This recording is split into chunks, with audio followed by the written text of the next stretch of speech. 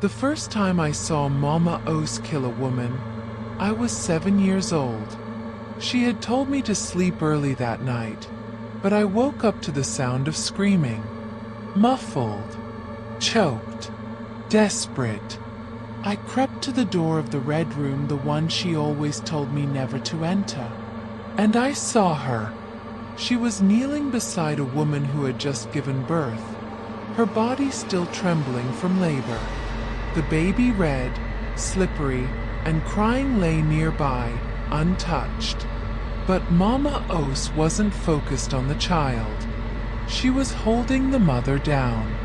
Her long, bony fingers pressed over the woman's mouth as her knife rusted, jagged, ancient-looking slice deep into her throat. The woman's body jerked, twitched, then stopped. But the worst part? I swear to God, I saw her smile. Mama Ose's dark origin. Cursed from birth. Mama Ose was never meant to be normal. She was born during a solar eclipse, a moment the village elders called the devouring. Her mother bled to death during childbirth. The midwife who delivered her fell ill and died 3 days later.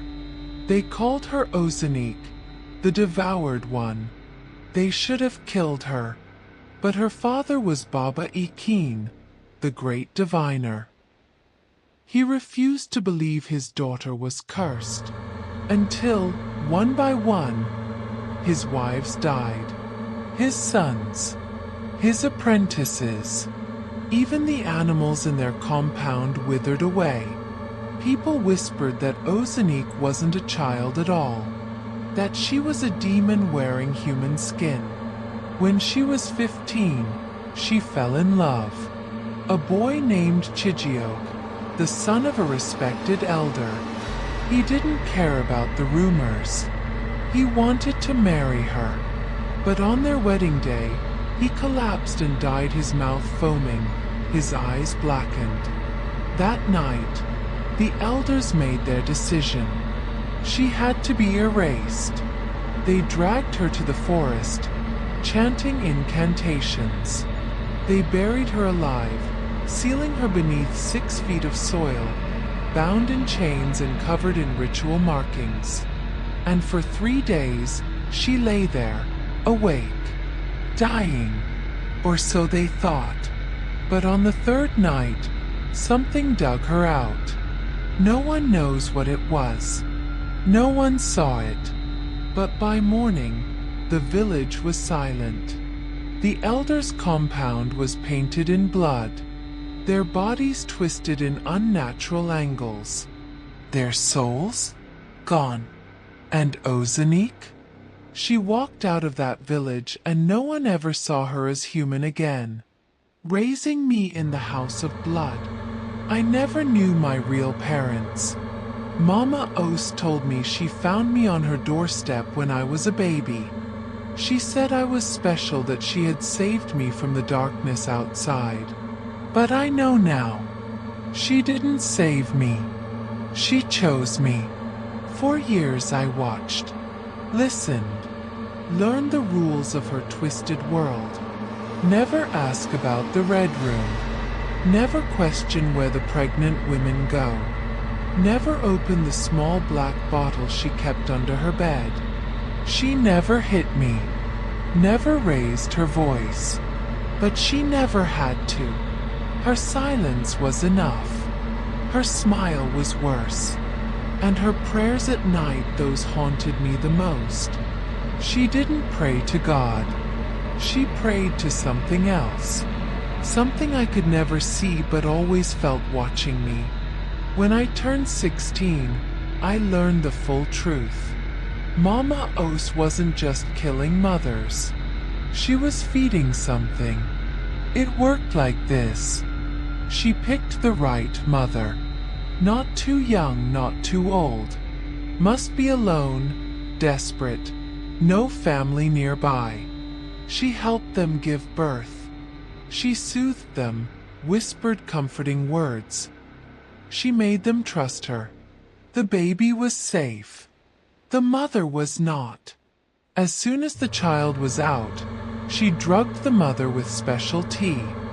Then, while they were weak, she cut their throats. Slowly, she collected the blood in the black bottle. She would chant as she did it. The room would grow colder. Sometimes, the shadows would move. She had done this for decades, but I don't think she was doing it for herself.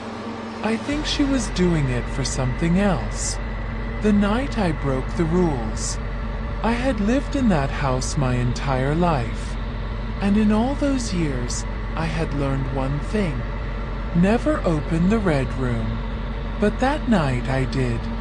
Mama Ose had a new girl, a young, frightened girl named Sua. I knew what was coming. I had to stop it. My hands shook as I turned the handle.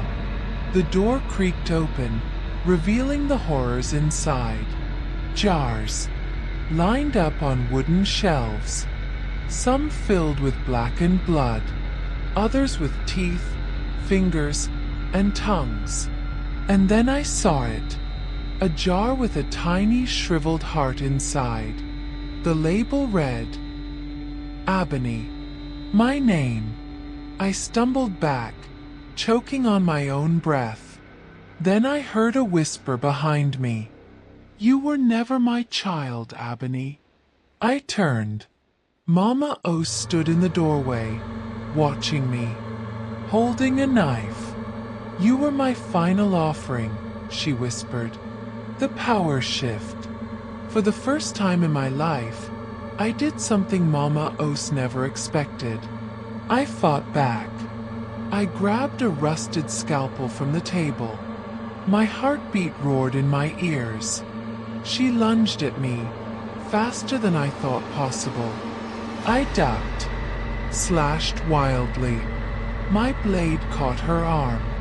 She screamed, and in that moment, I saw something in her eyes. Shock. Mama Ose had never known fear before. Now she did. I stabbed her again. This time she fell. Sua and I ran. We left that cursed house, sprinting into the night, the air thick with the scent of blood and burning candles. For the first time in my life, I thought I was free. I was wrong. 3 nights later, I woke up to a whisper, a soft, familiar voice. You think you won?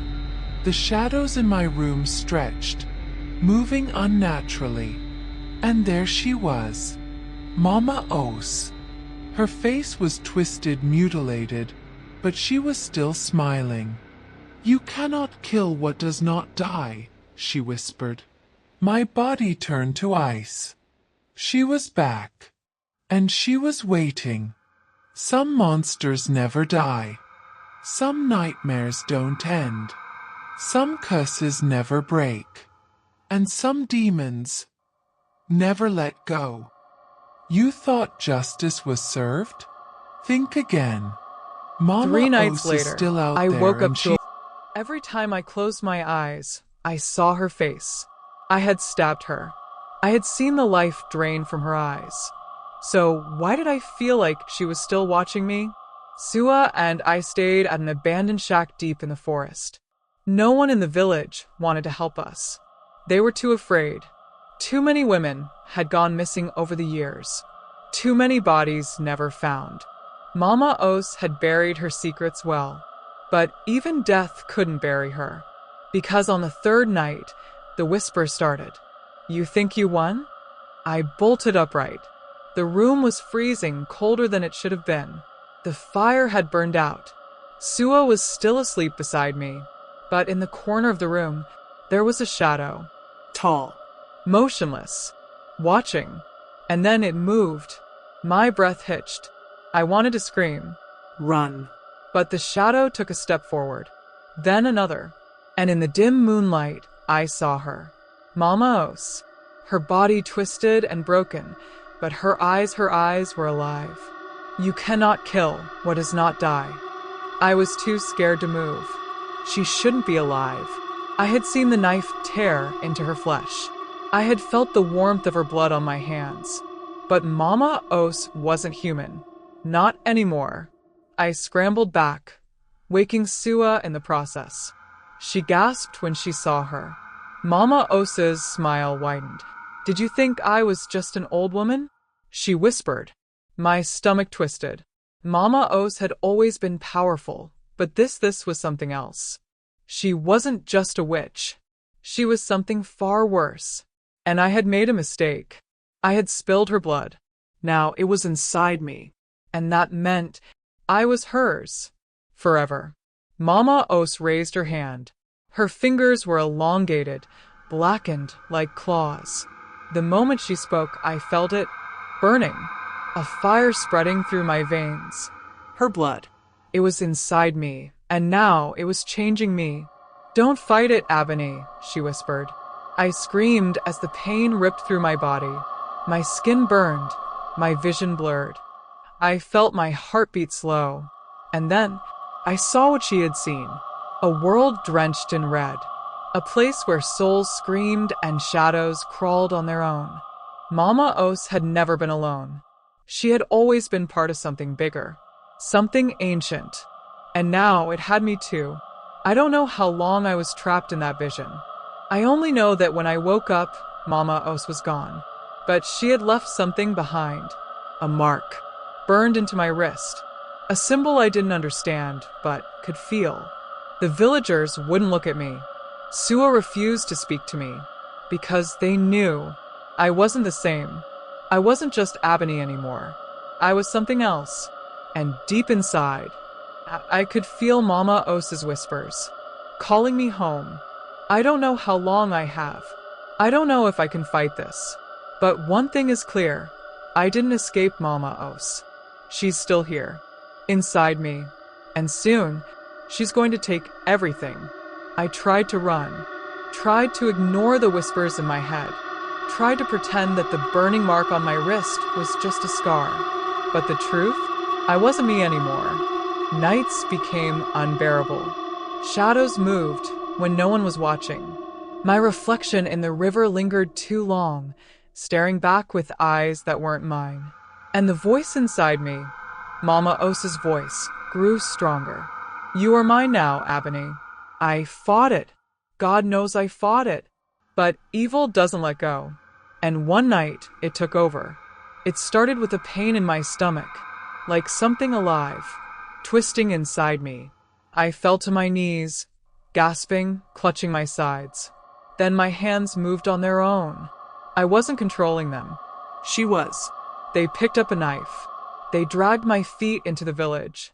And when I reached the door of the woman who had once shunned me, who had whispered behind my back, who had refused to help me when I begged for shelter, I knocked. The door creaked open. She barely had time to gasp before the knife plunged deep into her chest. Warm blood sprayed across my face. But I didn't feel horror. I didn't feel regret. I felt satisfaction. Mama Ose laughed inside me. "See? Doesn't it feel good?" I woke up the next morning covered in blood. Sua was gone. The village was in chaos. I stumbled to the river to wash my face, but when I looked into the water, I saw her. Not a reflection of me. Her. Mama Ose. "You will never be free, my child." And she was right.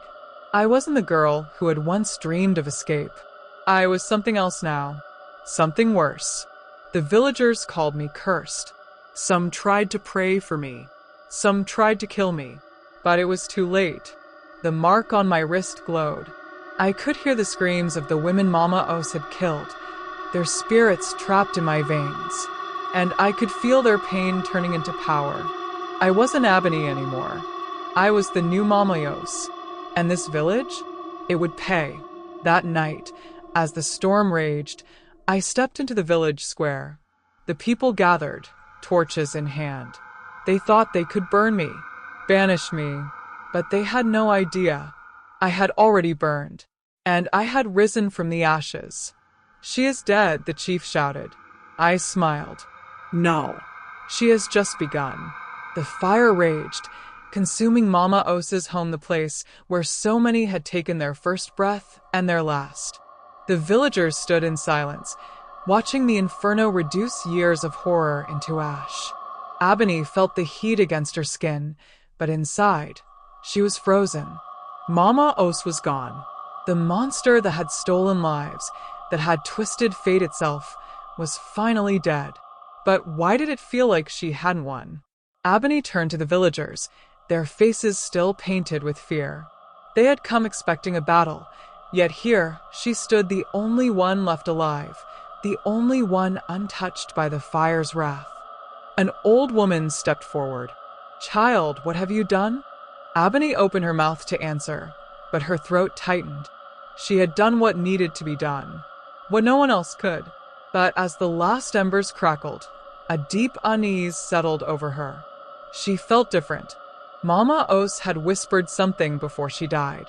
"You cannot kill what you have already become." At first, Abeni had dismissed it as the final words of a bitter, dying woman. But now, standing in the glow of the flames, she felt something coiling inside her. A presence, a knowledge she hadn't had before. She knew things, secrets buried in the earth, whispers carried in the wind, the bloodlines of every woman standing before her. It was as if Mama Ose had left a mark, something deeper than a scar. Abeni looked down at her hands, expecting them to be clean. They weren't. A fine, black dust coated her fingertips. Ash. No. Something darker, something alive. The ground beneath her pulsed, just once. A heartbeat in the soil. She staggered back, her breath hitching.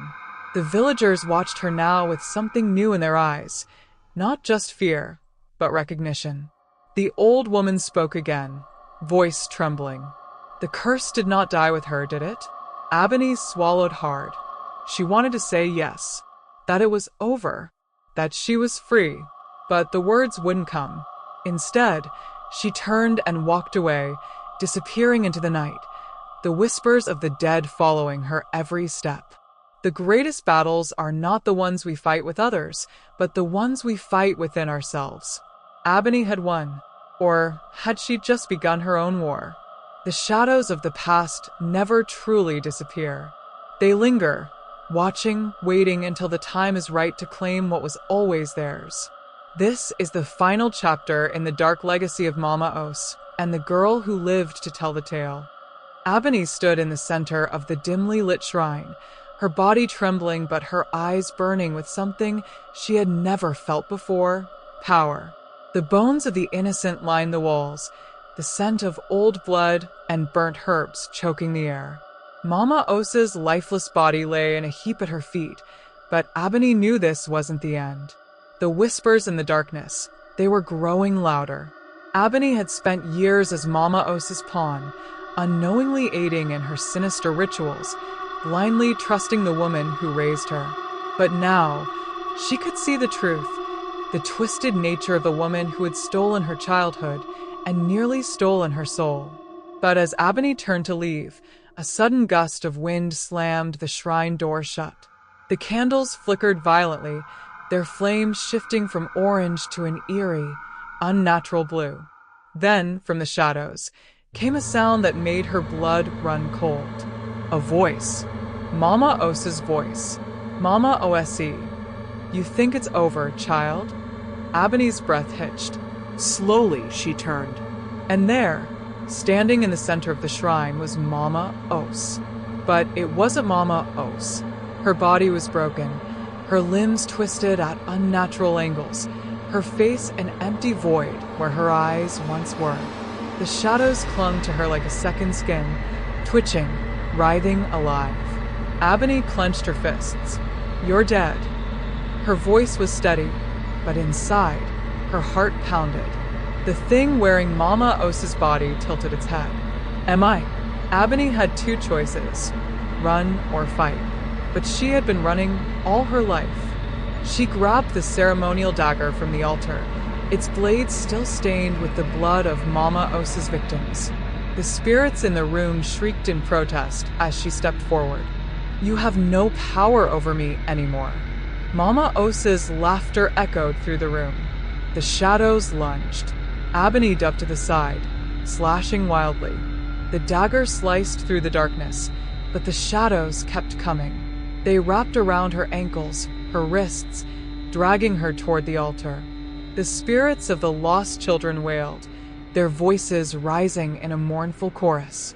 They were watching, waiting for her to free them. Abeni gritted her teeth. No more fear. No more hesitation.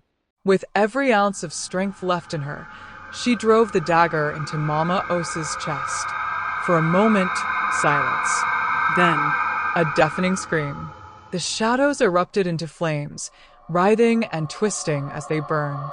Mama Ose let out one final, agonized cry before disintegrating into ash. And just like that, the darkness was gone. Abeni stumbled out of the shrine, the first rays of dawn breaking over the horizon. She was free, but freedom had come at a cost. The only life she had ever known was gone. The spirits she had set free whispered their thanks, but their voices faded into the wind. She was alone, or so she thought. as she turned to leave. Something in the dirt caught her eye, a single black bead from Mama Ose's infamous necklace. It pulsed. Once, twice. Then, from the distant tree, a soft, familiar chuckle. Abeni's blood ran cold. The nightmare wasn't over. Some evils never truly die. They wait, they watch, and when the time is right, they return. The question is, when that day comes, will you be ready?